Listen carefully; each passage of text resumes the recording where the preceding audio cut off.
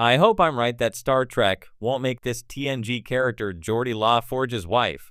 When Star Trek: The Next Generation introduced Geordi LaForge, he quickly became one of the franchise's most beloved characters.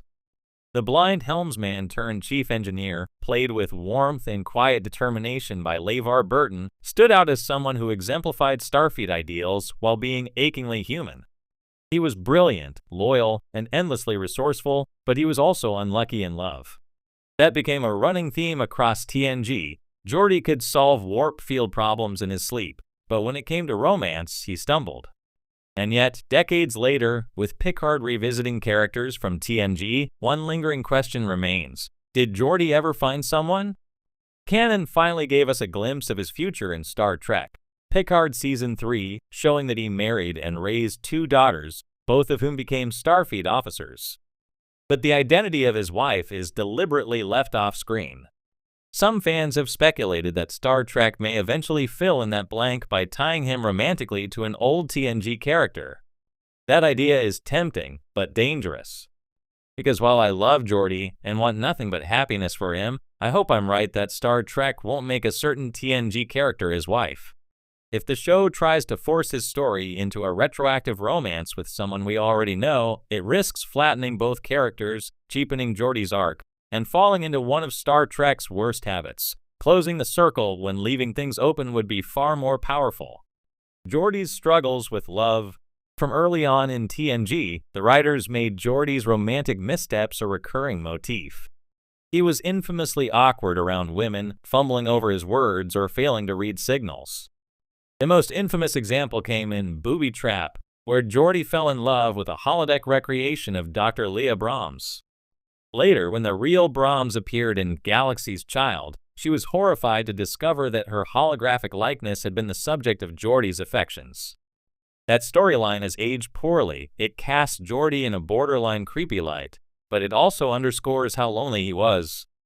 Other episodes showed him attempting dates, only to end in failure or disappointment. Even in moments where TNG tried to give him potential romantic beats, like with Dr. Leah Brahms again in later novels, or fleeting chemistry with guest stars, it never stuck. The result was a character defined in part by unfulfilled longing, someone whose genius at engineering couldn't solve the puzzle of companionship. The mystery of his wife in Picard. When Picard Season 3 brought Geordi back, fans were relieved to learn he'd found personal happiness. His 2 daughters, Alandra and Sydney, were not only brilliant Starfleet officers, but also deeply proud of their father. That image of a man who grew into the family life he once seemed destined never to have was incredibly moving. But Picard's writers left one big question mark. Who is Mrs. LaForge? We never see her. We never even hear her name. The choice was intentional. It allowed Geordi's future to feel fulfilled without locking down one specific romantic storyline. In many ways, it was the most respectful option. Still, speculation ran wild. Some fans wondered if it was Dr. Leah Brahms after all, since their connection, however awkward, was at least established in canon. Others floated theories involving minor characters Geordi interacted with on the Enterprise. And then there's the more radical idea that maybe his wife was someone entirely new off-screen, whose story we'll never fully know. That last option is the one I find most compelling. Because if the show tries to tether Geordi's wife to someone from TNG's past, the temptation will be to rewrite old dynamics into forced romance. And that could be a serious mistake. Why forcing a TNG romance would hurt Geordi's story? Take Leah Brahms, the most obvious candidate. While later tie-in material softened their relationship, TNG itself didn't leave it on great terms. Geordi overstepped boundaries, projected his loneliness onto her holographic image, and put her in an unfair position when they finally met. Retconning her into his wife risks glossing over that problematic history in the name of a happy ending. Worse, it reduces Geordi's emotional journey to a neat bow tied decades later, erasing the messiness that made his arc resonate. Another candidate might be someone like Dr. Crusher. After all, TNG often paired characters off in fan speculation.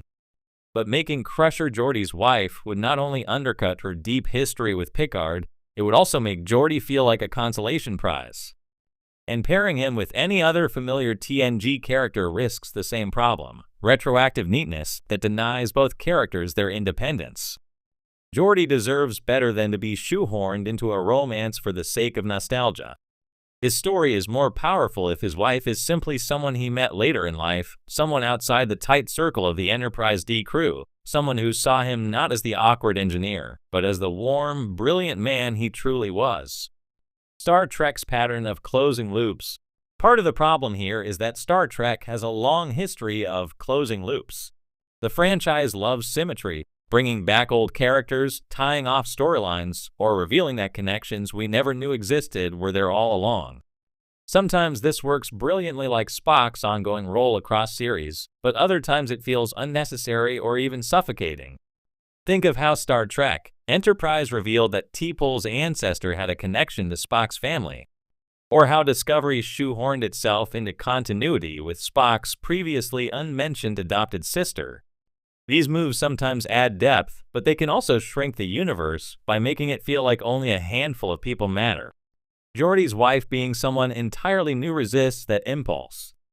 It suggests that life went on after the Enterprise, that not everything has to be tied to the familiar bridge crew.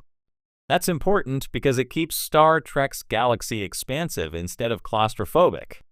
The power of the unknown. Leaving Geordi's wife unnamed also gives his story a kind of universality. Many fans can project themselves into that space, imagining who she might be, or simply appreciating that Geordi, like so many people, found happiness later in life.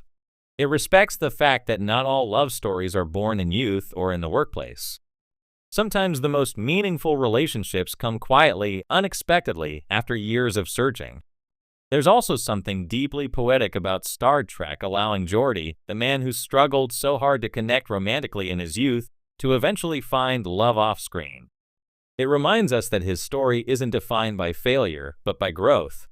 By not showing her, the writers let us focus on the result, his family, without being bogged down in explanations or retcons. Geordi's true legacy is family, not romance. At the end of the day, Geordi's wife isn't the point. What Picard made clear is that Geordi grew into a devoted father, proud of his daughters and supportive of their ambitions. That's the story. His legacy is not about who he married, but about the family he raised and the values he passed on.